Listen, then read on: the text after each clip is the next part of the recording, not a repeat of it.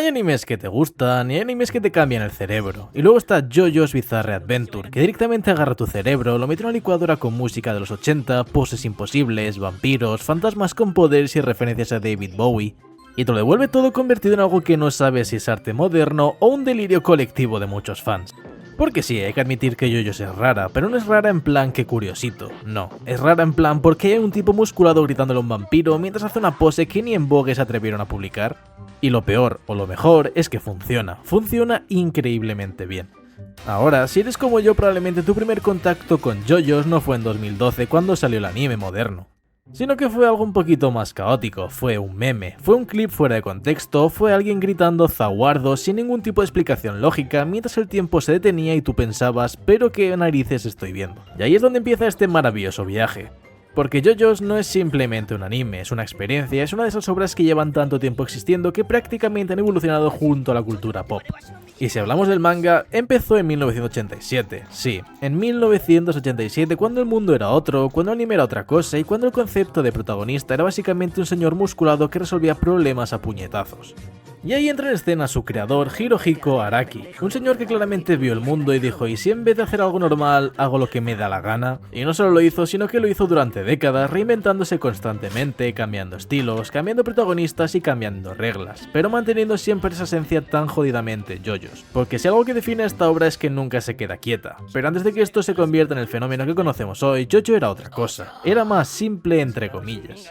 Su primera parte, Phantom Blood, era básicamente una historia de rivalidad entre caballeros con toques sobrenaturales, un poco de drama, un poco de acción y un poco de vampiros, todo muy contenido si lo comparamos con lo que vendría después. Pero incluso ahí ya se notaba algo, se notaba que Araki no estaba jugando con las mismas reglas, porque mientras otros mangakas de la época se centraban en la fuerza bruta, y en el típico yo soy más fuerte que tú y por eso gano, JoJo empezaba a coquetear con algo distinto, estrategia, estilo, personalidad, dramatismo exagerado hasta el punto de parecer una ópera.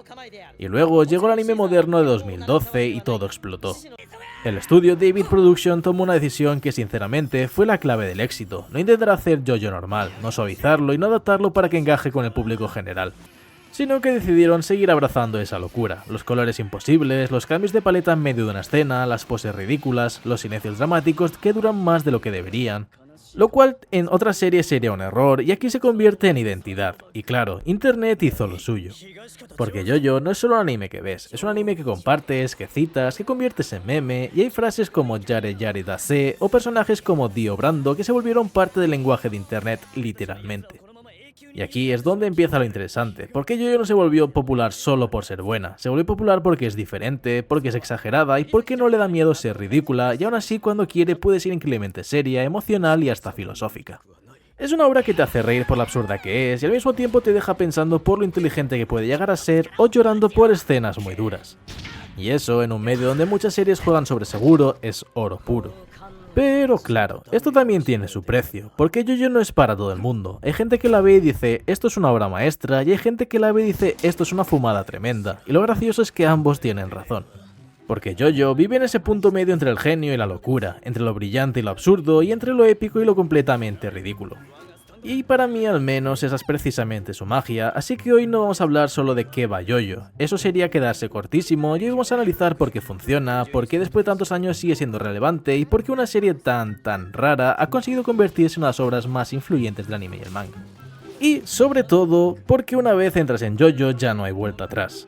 Pero antes de comenzar debes dejar un like, suscribirte, activar la campanita y recordar que tengo otro canal llamado Todo un Geek donde subo estos mismos vídeos pero de series animadas. Y volviendo a JoJo, si algo que lo define, por encima de cualquier otra cosa no es su historia, ni sus personajes, ni siquiera sus poderes. Lo que más define a JoJo es cómo se ve, porque JoJo no es un anime que se vea bien, no es un anime bonito sin más, es un anime que constantemente te está gritando mírame y no de forma sutil. Literalmente te lo lanza a la cara con colores imposibles, encuadres absurdos y poses que desafían cualquier ley de la anatomía humana. Y todo esto viene directamente de la mente de Hirohiko Araki, que básicamente decidió que sus personajes no iban a comportarse como humanos normales, sino como modelos de pasarela poseídos por entidades sobrenaturales. Porque realmente los personajes de JoJo no es que posen, sino que están todo el rato posando. Y vamos a hablar de algo que cuando ves JoJo por primera vez te rompe completamente el cerebro, y lo son los cambios de color. A lo mejor estás viendo una escena normal, todo tranquilo, dos personajes hablando y de repente, ¡boom! El fondo se vuelve verde neón, la piel morada, las sombras amarillas y tú ahí preguntándote si se te ha roto la tele. Pero lo cierto es que no, está hecho así a propósito, y esto no es un capricho random, es una decisión artística brutal que adapta algo muy propio del manga original. Araki nunca respetó los colores canónicos. En las portadas un personaje podía ser rubio, luego pelirrojo, luego azul, porque lo importante no era la coherencia, sino que la sensación era lo que más quería transmitir. Y la animadora entendió esto perfectamente. En vez de decir vamos a darle colores realistas, dijeron vamos a hacer que cada escena se sienta como un cuadro distinto, y eso cambia completamente la experiencia. Porque no estás viendo una pelea, estás viendo una composición artística en movimiento, y otro punto clave es la dirección. JoJo no se conforma con el típico plano contra plano de anime estándar, no, aquí la cámara se mueve como si estuviera poseída, con planos inclinados, zooms agresivos, cortes secos y primeros planos exageradísimos. Todo está literalmente diseñado para generar tensión, incomodidad o directamente un poquito de hype. Incluso hay momentos donde un personaje simplemente está de pie, pero el encuadre lo convierte en una amenaza absoluta, y esto es algo que se ve muchísimo en personajes como Yotaro, ya que este puede estar quieto sin hacer absolutamente nada y aún así impone más que el 90% de protagonistas del anime. Y si te preguntas por qué, es porque la cámara lo trata como si fuera una fuerza de la naturaleza. Y ahora hablemos de lo obvio, las poses, porque si le quitas las poses a JoJo te cargas el 50% de su identidad. Estas posturas imposibles, teatrales y exageradas hasta lo ridículo, no están ahí solo por estética, son una declaración de intenciones, son personajes que no solo pelean, sino que actúan. Cada pose es una forma de decir soy más importante que tú, tengo el control, y esto no es una pelea, es un espectáculo. Y todo esto es gracias a que a Araki le gusta muchísimo el arte clásico, inspirándose en diferentes obras y estatuas de museo. Y aquí es donde entra otra de las influencias más curiosas de toda la serie, que es la moda, porque Araki ha reconocido múltiples veces su inspiración en revistas como Vogue y en artistas como Prince o David Bowie. Y cuando te enteras de este pequeño dato todo encaja, porque los personajes de JoJo no están diseñados como luchadores, están diseñados como iconos visuales. Aunque no todo es bueno, porque ahora pasamos a algo polémico. JoJo no siempre tiene la mejor animación del mundo, y esto hay que decirlo, no es un Demon Slayer donde cada frame parece una película. Pero aquí viene el truco, no lo necesita, porque JoJo no busca impresionar por fluidez, sino por impacto. Hay escenas donde literalmente se congela la animación, pero el uso del color, el encuadre y la música hacen que ese momento sea mucho más memorable que cualquier pelea hiperanimada. Es economía visual llevada al extremo, es saber exactamente cuándo moverse y cuándo quedarse quieto para que el momento pese más. Y ahora llegamos a uno de los puntos técnicos más importantes de toda la obra, que son los stands. Imagino que si estás viendo el vídeo sabes lo que es un stand, pero básicamente es una manifestación física del espíritu de una persona, un poder con forma, personalidad y habilidades únicas. Pero más allá de la explicación, los stands son una revolución, porque antes de ellos las peleas en JoJo eran más físicas, más directas, pero con los stands todo cambia. Las peleas se vuelven más bien batallas mentales, y ya no gana el más fuerte, sino que gana el más inteligente y el que entiende mejor las reglas, el que sabe cómo romperlas y aprovecharlas. Y esto convierte cada enfrentamiento en un puzzle lleno de tensión, un puzzle donde el espectador también participa, porque estás constantemente pensando que cómo vas a salir de esta. Y cuando finalmente ves cómo lo hace suele ser con una solución tan absurda como brillante. Además de eso, JoJo está lleno de momentos que no son solo escenas, son imágenes que se te quedan grabadas en la cabeza. La primera vez que ves a Dio obrando, detener el tiempo, y ese plano de Yotaro Kujo caminando lentamente mientras todo a su alrededor se desmorona. O también las poses grupales que parecen portadas de revistas, son frames que funcionan incluso fuera de contexto y es muy difícil de conseguir, por eso significa que la serie no solo funciona como narrativa, sino que también funciona como galería visual. Y no podríamos cerrar este apartado sin hablar también del sonido, las onomatopeyas exageradas, los efectos de sonido imposibles y los openings que parecen sacados de otra dimensión, porque todo esto suma. Pero lo más importante para mí es la música. Yo utilizo referencias musicales reales constantemente, no solo en nombres, sino en atmósfera, y eso le da una identidad brutal. Todo porque cada parte se siente diferente y cada arco tiene su propio rollo, y tú como espectador lo notas. Por lo que JoJo básicamente no es técnicamente perfecto, pero es que no quiere serlo. JoJo quiere ser memorable, quiere que recuerdes cómo se ve, cómo se siente y cómo suena. Y al menos este objetivo lo consigue, porque mientras los animes intentan parecer realistas, coherentes o correctos, JoJo decide ser exagerado, caótico y completamente único. Y con esto vamos a hablar un poquito de los personajes, la psicología y la dinámica de JoJo. Porque si algo que te queda claro después de ver esta serie es que aquí nadie es normal. Pero no en el plan de que este tío tiene poderes raros, en plan todos están completamente idos de la cabeza. Y eso es justo lo que hace que funcione, porque en la mayoría de animes los personajes reaccionan más o menos como humanos, llegan a tener miedo cuando toca, lloran cuando toca, pero aquí no. Aquí un personaje puede estar a punto de morir y su mayor preocupación es mantener el estilo mientras lo hace. Y lejos de ser un problema, esto diría que es la base de todo. Una de las decisiones más raras y más brillantes de la obra de Araki es que no hay un único protagonista. JoJo cambia el protagonista cada parte, cambia la época, el tono, el estilo y sobre todo cambia la mentalidad. Pero todos tienen algo en común y es que son exageradamente carismáticos y absurdamente decididos. Por ejemplo, tienes a Jonathan, el típico héroe clásico, noble, educado, honorable y básicamente un caballero metido en un mundo que no merece tanta pureza. Luego pasas a Joseph Joestar y el contraste es brutal. Este tío no pelea limpio, no sigue reglas, no es elegante, pero sí que es un genio. Yo lo definiría como un troll estratégico que gana batallas adelantándose mentalmente al rival. Y después llegas a Yotaro, que directamente es una pared con gorra, un personaje que parece no tener emociones, pero cuya presencia impone tanto que no necesita hablar para dominar una escena. Además de que es absurdamente inteligente, y aquí ya entiendes algo importante. JoJo no busca que te identifiques con el protagonista, busca que lo admires. Y aquí viene uno de los puntos más interesantes de toda la serie, es la forma en la que piensan los personajes. En JoJo las peleas no son físicas, son mentales. No buscan estrategias lógicas, sino que buscan sacar solución más rebuscada, exagerada e improbable, pero que de alguna manera tiene sentido dentro de este universo. Y eso genera momentos increíbles, personajes que deducen habilidades imposibles a partir de detalles mínimos, situaciones donde alguien pierde pero en realidad ya había ganado hace 10 minutos, y planes que parecen improvisados pero luego resultan ser parte de algo más grande. Es una lógica algo rara pero consistente y cuando te acostumbras es adictiva. Y ahora hablemos de los villanos. Porque si los protagonistas te parecen que están locos, los villanos están en otro plano de existencia, y el mejor ejemplo es Dio Brando. Dio no es solo un villano, es el villano. Es arrogante, teatral, cruel, manipulador, pero también es increíblemente carismático. Cada vez que este aparece en pantalla, la serie cambia, porque Dio no quiere solo ganar, quiere dominar, quiere humillar y quiere ser recordado, y lo consigue. Pero lo interesante de JoJo es que sus villanos no son simplemente malos porque sí, muchos tienen una filosofía detrás, una forma de ver el mundo y un objetivo que aunque retorcido, tiene lógica dentro de su mente. Menos el de Yoshikage Kira, este tío simplemente es rarito y poco más. Y por eso es mi villano favorito de todos ellos. Y pasando a otro punto clave tenemos las relaciones. JoJo no tiene las típicas amistades perfectas de anime, aquí las dinámicas son un poquito más raras, incómodas y a veces directamente tóxicas, pero se sienten reales. Porque los personajes no siempre están de acuerdo, no siempre se apoyan y a veces se traicionan, se insultan o se ponen en peligro. Y aún así, cuando importa siempre están ahí. Ese equilibrio entre caos y lealtad es lo que hace que las relaciones funcionen. Sobre todo por el factor exagerado, ya que JoJo es muy dramático, pero no dramático en plan triste, sino dramático en plan teatro griego con esteroides. Personajes que gritan nombres de ataques como si estuvieran en una ópera, reacciones exageradas a cosas mínimas o monólogos internos en medio de una pelea a muerte. Y lo curioso es que al menos para mí nunca se siente fuera de lugar, porque todo el universo está construido alrededor de esa exageración. Y aquí viene algo muy interesante, JoJo es una de las pocas series donde los memes no destruyen la obra, sino que la expanden. Frases, gestos, poses, todo se convierte en meme.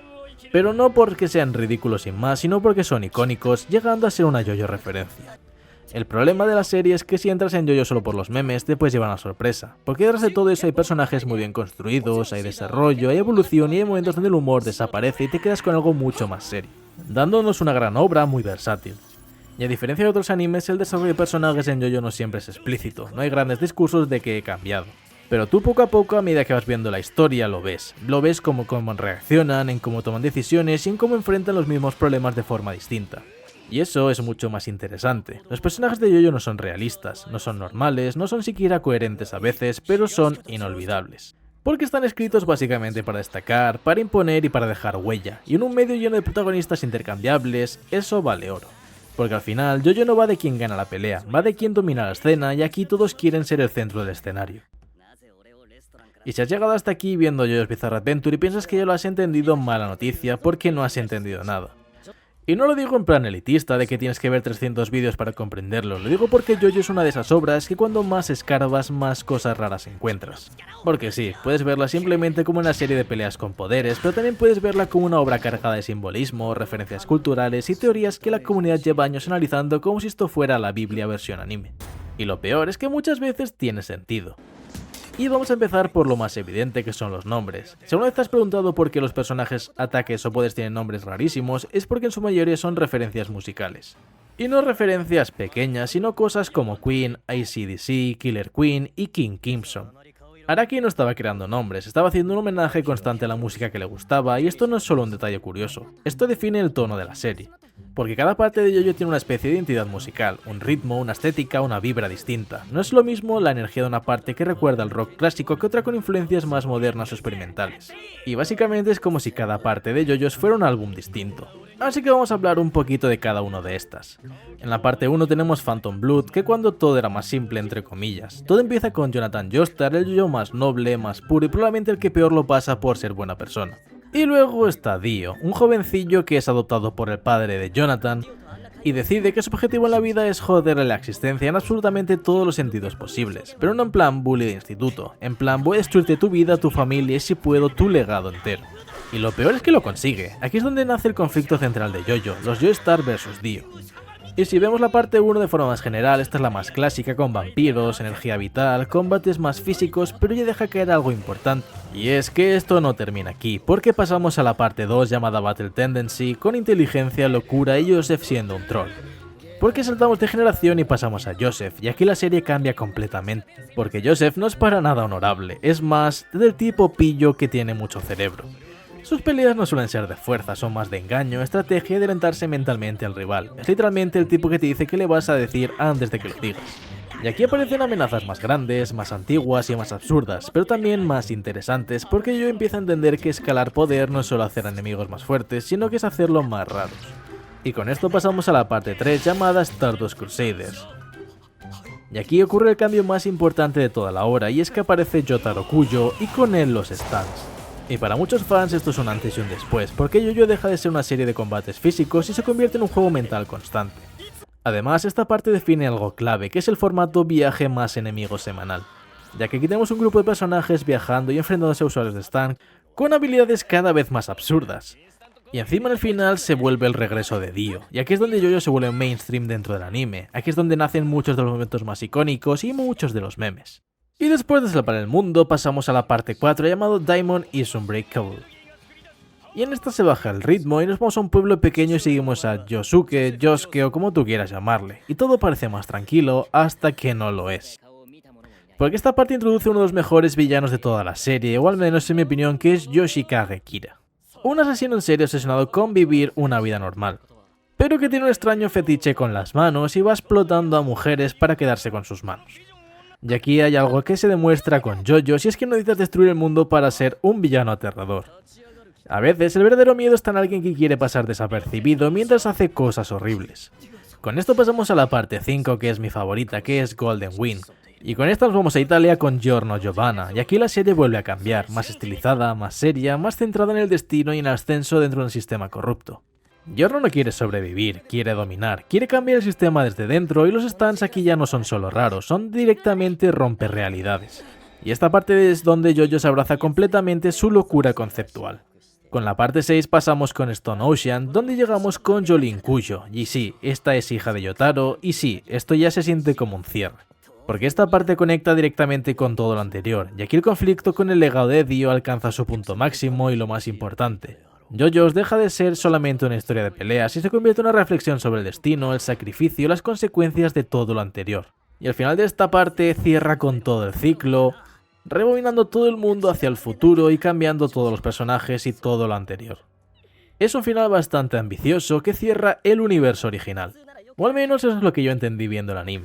Y ahora pasaríamos con la parte 7, que es Steel Ball Run, de la cual hace poco se ha estrenado el primer capítulo en Netflix, y me quiero esperar a que salga completa para vermela del tirón porque no me he leído el manga. Pero hay más partes.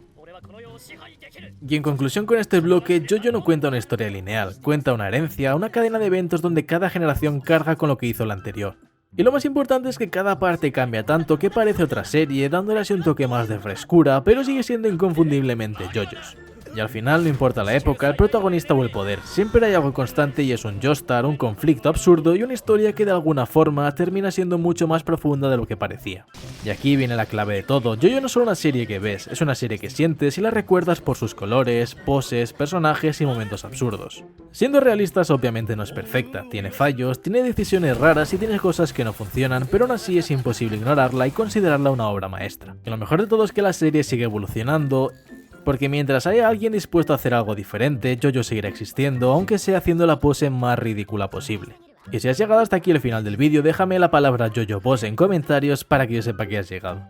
Y pásate por mi canal donde tengo muchos vídeos de animes, te puedes suscribir y esas cositas raras.